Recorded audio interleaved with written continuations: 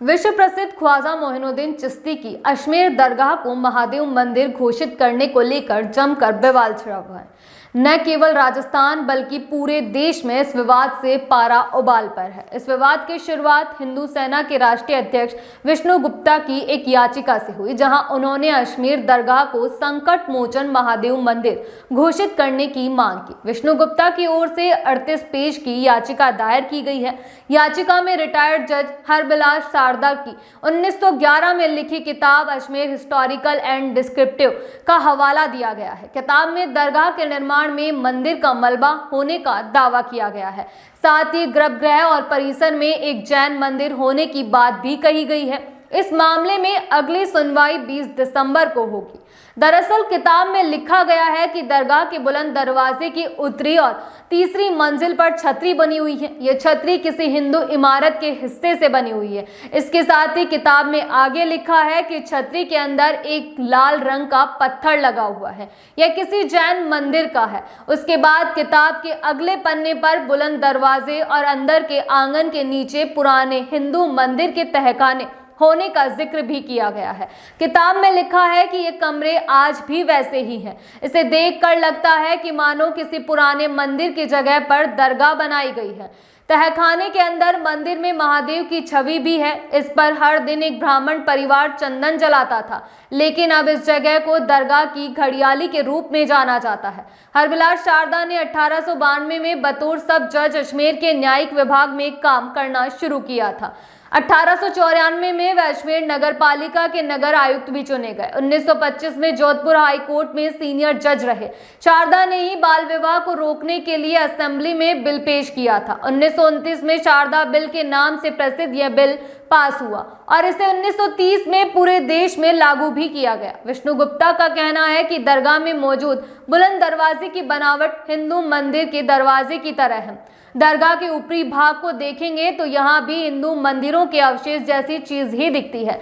जहाँ भी शिव मंदिर होता है वहां पर पानी के झरने जरूर होते हैं और अजमेर दरगाह में भी ऐसा ही है। इतिहासकार डॉक्टर जहुरुल हसन शाहरिब की किताब ख्वाजा मोइनुद्दीन चिश्ती के मुताबिक मोइनुद्दीन चिश्ती का जन्म सन 1135 में ईरान के इस्कान शहर से हुआ था। 1149 में वो तालीम हासिल करने के लिए उज्बेकिस्तान के समरकंद और बुखारा चले गए। यहाँ उन्होंने 1155 तक शिक्षा हासिल की। इसके बाद वे चिश्ती ऑर्डर के संत उस्मान हारूनी के साथ हज करने मक्का मदीना गए। किताब के मुताबिक वहां उन्हें पैगंबर मोहम्मद साहब का ख्वाब आया। उन्होंने मोइनुद्दीन चिश्ती को दिल्ली आने का आदेश दिया। यहाँ से वे सीधे दिल्ली की तरफ रवाना हो गए। 1236 में मोइनुद्दीन चिश्ती के निधन के बाद अजमेर में उनकी मकबरा बनाया गया। शुरुआत में ये एक छोटा सा मकबरा था। समय के साथ अलग अलग लोगों ने दरगाह का निर्माण करवाया। मांडू के बादशाह महमूद खिलजी ने यहाँ एक मस्जिद बनवाई। इसके बाद मुगल सल्तनत में भी यहाँ निर्माण करवाया गया। मोहम्मद बिन तुगलक और शेरशाह सूरी जैसे बादशाहों ने भी दरगाह को संरक्षण दिया। अजमेर दरगाह में 3 दरवाजे हैं। बुलंद दरवाजा, जिसका निर्माण 1193 में सुल्तान महमूद खिलजी ने करवाया था। यह दरवाजा उर्स के मौके पर ही खुलता है। इस दौरान दरवाजे पर एक झंडा भी फहराया जाता है। दूसरा है जन्नती दरवाजा, जिसका निर्माण 14वीं सदी में सुल्तान अलाउद्दीन खिलजी ने करवाया था। इस दरवाजे का निर्माण चांदी से करवाया गया है। यह दरवाजा साल में 4 बार खुलता है।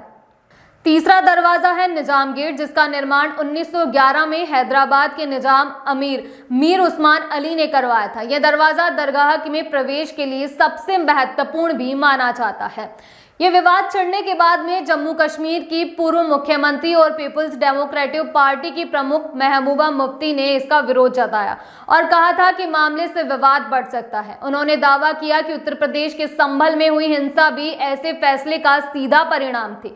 मुफ्ती ने आगे कहा कि देश के एक पूर्व मुख्य न्यायाधीश की बदौलत एक भानुमति का पिटारा खुल गया है, जिससे अल्पसंख्यक धार्मिक स्थलों के बारे में विवादास्पद बहस छिड़ गई है। राज्यसभा सांसद कपिल सिब्बल ने कोर्ट के फैसले से खासी नाराजगी जताई थी। सिब्बल ने कहा था, अजमेर दरगाह में शिव मंदिर हम इस देश को कहां लेकर जा रहे हैं और क्यों? राजनीतिक लाभ के लिए। AIMIM प्रमुख असुद्दीन ओवैसी ने कहा था, अगर 1991 के पूजा स्थल अधिनियम का पालन किया जाता है तो देश संविधान के अनुसार चलेगा। अजमेर ख्वाजा गरीब नवाज की दरगाह में दीवान के उत्तराधिकारी सैयद नसरुद्दीन चिश्ती की और से भी एक बयान दिया गया था। उन्होंने कहा कि सन 1950 में दरगाह ख्वाजा गरीब नवाज एक्ट की कवायद चल रही है। उस दौरान इलाहाबाद हाई कोर्ट के जज गुलाम हसन की अध्यक्षता में इंक्वायरी कमेटी बनाई गई थी। इस कमेटी की रिपोर्ट पार्लियामेंट में जमा हुई। उन्होंने कहा कि रिपोर्ट में दरगाह का पूरा इतिहास भी दिया गया था। अगली बार आपसे फिर मुलाकात होगी, तब तक के लिए इजाजत, नमस्कार।